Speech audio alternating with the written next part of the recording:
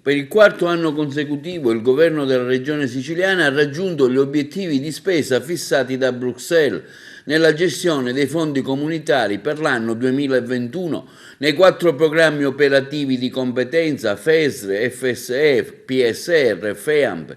Gli uffici della regione siciliana hanno infatti certificato una spesa complessiva di 969 milioni di euro. Il risultato che abbiamo raggiunto, afferma il presidente della regione Musumeci in un suo comunicato stampa, certifica la bontà del lavoro svolto dal mio governo. Non solo, continua Musumeci, abbiamo evitato di dover restituire all'Unione Europea un solo euro, ma siamo anche riusciti a imprimere un'accelerazione nella spesa dei fondi comunitari.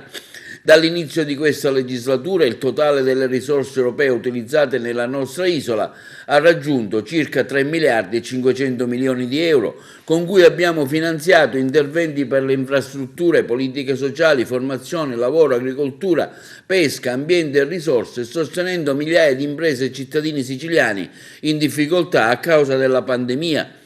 I numeri dell'economia che dicono oggi che questo sforzo corale è stato premiato con una crescita del PIL che nel 2021 ha superato il 5% e con un'analoga previsione sarà per il 2022.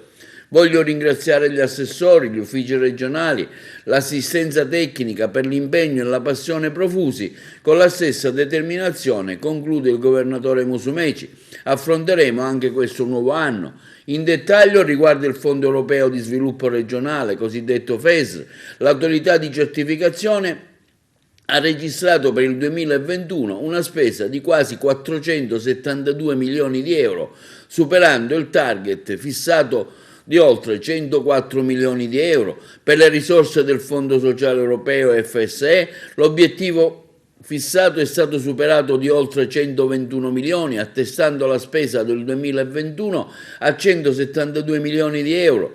Nell'ambito del programma di sviluppo rurale PSR, nell'ultimo anno sono stati spesi 308 milioni di euro, superando l'obiettivo previsto di oltre 90 milioni, oltrepassando di 1 milione anche quello fissato per il Fondo Europeo per la politica marittima, la pesca e l'acquacoltura, cosiddetto FEAMP, con un impiego di risorse negli ultimi 12 mesi pari a circa 17 milioni di euro.